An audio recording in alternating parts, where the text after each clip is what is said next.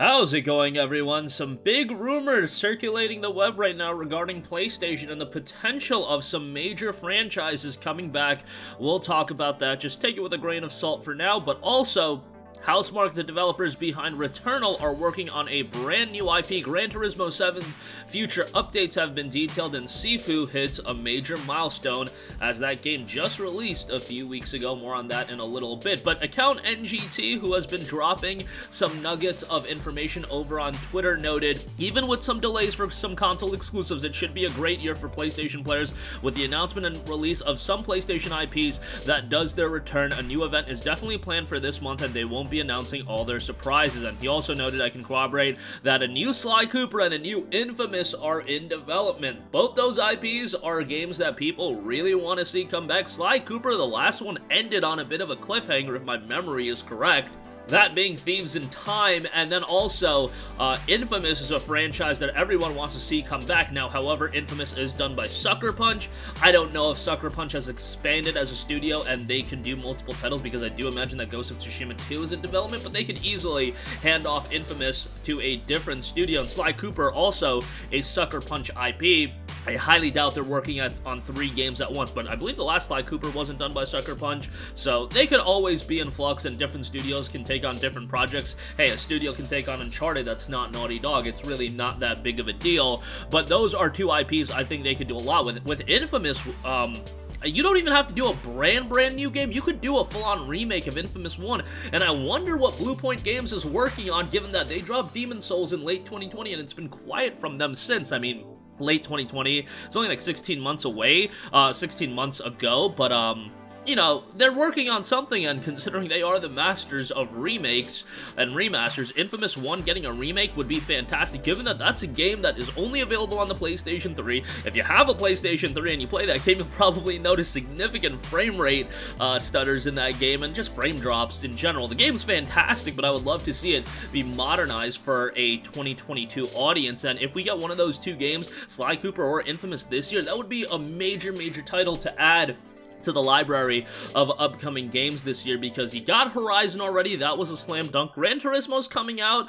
You know, Gran Turismo's always going to have its audience, but that's kind of a different audience where, you know, racing sims isn't exactly that single player big budget Sony title that I think people think of, but it has been more so 2 major exclusives a year for a long time when it comes to PlayStation, and then you'll have smaller games. Like last year, you had Returnal and Ratchet & Clank. This year, Horizon and God of War seem to be taking center stage. I can look at like a 2018 where you had Spider-Man and God of War, but if they could bump it up to 3 major releases, you know, and then you also have Gran Turismo 7, Final Fantasy 16 looking more like a 2023 title, but if we could get, you know, God of War, Horizon, those 2 slam dunks for 2022, but if you get another title on top of that, a Sly Cooper or an Infamous, that would be tremendous, but we'll see how things shake out. You also have like games like Forspoken, which is rumored to be getting a delay. That's scheduled for a May release on PS5 and PC, and then of course you'll have other third-party titles, but I think we'll soon be figuring out what the latter portion of the year is going to be looking like, because it's March right now. Sooner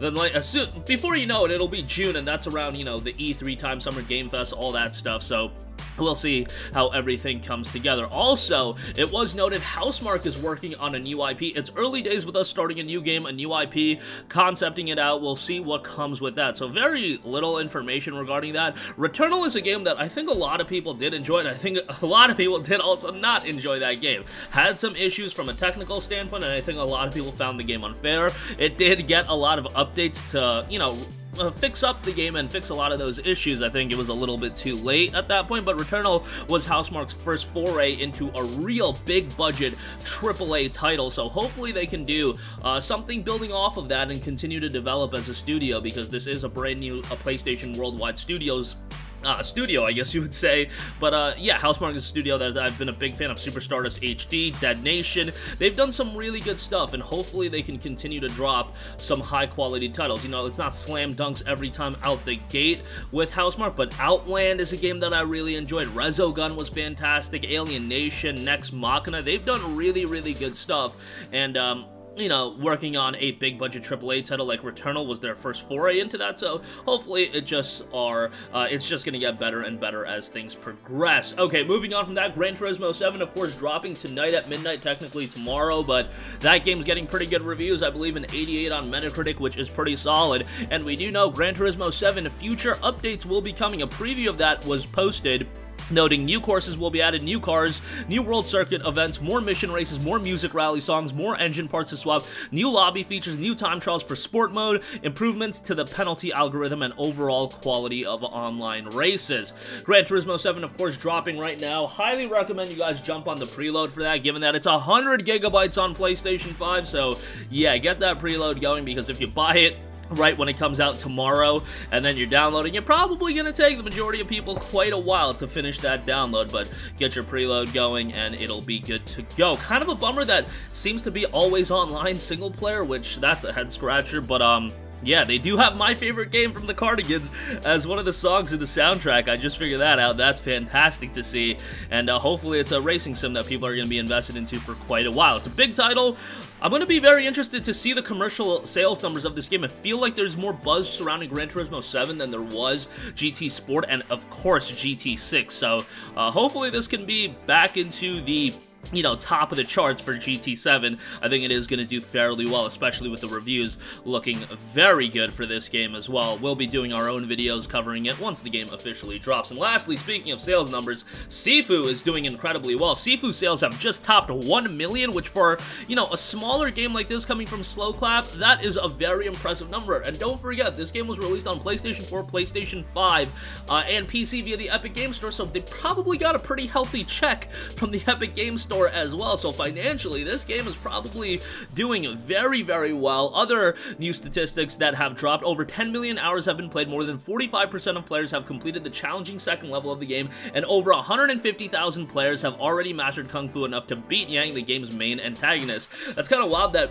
like 45% isn't that big of a number, but yeah, the second level is wild in this game. Love the art style in this game. Obviously a little bit more of a challenging game, but incredibly rewarding as well. I also saw some people just absolutely blitz through the game and do really, really well, but yeah, those are very, very successful sales numbers. I imagine the game will at some point come to Xbox as well. I would imagine that this is a timed exclusive, but it should do pretty well. A physical retail release will be happening on May the 3rd as well, so you can look forward to that. But that's going to do it for me. Again, Sly Cooper and a brand new Infamous look to be in development. If rumors are true, I think that those are two IPs that have so many legs to them. I don't know what you do with Infamous as far as if it's a brand new game. If it's a remake of Infamous 1, I think that would be great. I think Cole was a fantastic character, and I liked Delsin, but I thought Cole was just a phenomenal character, especially in Infamous 1. Just such a compelling and riveting character out of that game. Housemarque working on a brand new IP. Gran Turismo 7 getting a bevy of updates that will be coming to that game, and SIFU sales have topped 1 million. That's going to do it for me. Sound off with all of your thoughts in the comments section down below. Thank you for watching, and goodbye. Hey guys, we hope you enjoyed the video, and if you did, make sure to hit the subscribe button, and if you're already subscribed, do us a favor and hit the bell icon. This way you'll be notified whenever we post a new video. That's the best way to keep up with all of our uploads, and we usually try to upload 2 videos a day. And with the bell icon hit, you'll be notified whenever we do upload a video. As always, thanks for watching.